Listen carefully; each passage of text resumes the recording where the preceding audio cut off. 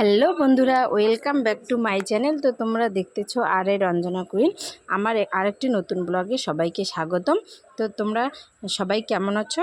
আশা করছি অনেক ভালো আছো, আমিও অনেক ভালো আছি। তো আজকে আরেকটি নতুন ব্লগ তোমাদের সামনে নিয়ে আসলাম। তো আজকে আমাদের শ্বশুরমশাই আমাদের পুকুর থেকে অনেক বড় বড় মাছ তুলে নিয়ে আসছে ছিপ দিয়ে। তো এখন আমরা মাছ বেচতেছি। তো এইদিকে দুইজন মাছ বেচতেছি, আবার এইদিকে একজন চারির মধ্যে জল তুলতেছে, গরুর জল। তো দেখো কীভাবে জল তুলতেছে। মানে মানুষ যে জীবনে এত অলসতা হইতেছে একে দেখে বোঝা যায়। মানে সামান্য ওখানে আর ওখানে কল, কিন্তু আমাদের তবু জল উবোবে না। বালতি করে উবোইতে লাগে, এক বালতি জল উবিয়ে তারপর কি করছে, মোটরের পাইপ লাগিয়ে দিয়েছে। মোটর কিন্তু দূরে আছে, পাইপটা কিন্তু দূরে আছে, তবুও পাইপের চিপে ধরে মানে জলটা দিতেছে। এই দেখো মোটর কোথায়, তাহলে ওর কাণ্ড দেখো কি করতেছে। মানে ভাবা যায় না, মানুষ সুখ চাইলে আরও কত যে সুখ খোঁজে। তারপর গরুগুলো নিয়ে আসলাম। দেখো আমাদের অনেকগুলো গরু এইভাবে একটা চারিতেই জল খায়, এইভাবে একটা চারিতেই জল খায়। তালতলার পুকুরে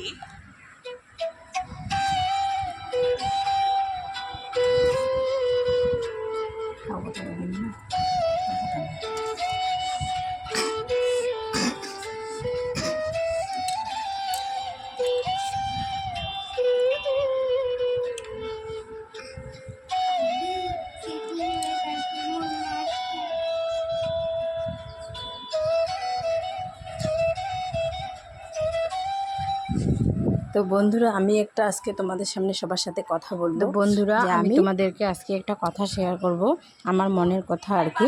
যে আমি ভিডিও করি কেন, সবার প্রশ্ন, আমি ভিডিও করি কেন। ভিডিও না প্রথমে দেখেছিলাম মোবাইলে, ইউটিউবে যে সবাই করে, তা আমরাও একটু করি। তো ইউটিউবে জার্নিটা খুব কষ্টকর দেখলাম। সফলতা অর্জন করা অত সহজ না, কিন্তু ভিডিও দিয়ে দিয়ে দেখি এগুলো না অনেক জীবনের স্মৃতি হয়ে থাকে। তো তার জন্য এখন দেই মাঝে মাঝে। আমাদের ছেলেপেলে বড় হবে, তো আমরা তো একটা সময় বুড়ো বুড়ি হয়ে যাব সবাই, তখন এই ভিডিওগুলো বের করে করে দেখব, আমাদের জীবনে অনেক স্মৃতি হয়ে থাকবে।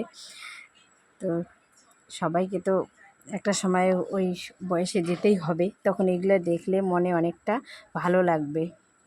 তার জন্য আমরা ভিডিওগুলো করি এবং করে রাখি।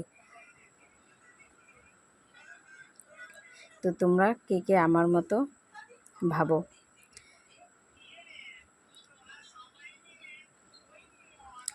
যেমন বন্ধুরা, আমি বলি, আমার কিন্তু শাশুড়ি মারা গেছে কত বছর হলো। তো আমার শ্বশুরের একটা ছবি ছাড়া কোনো কিছুই নেই।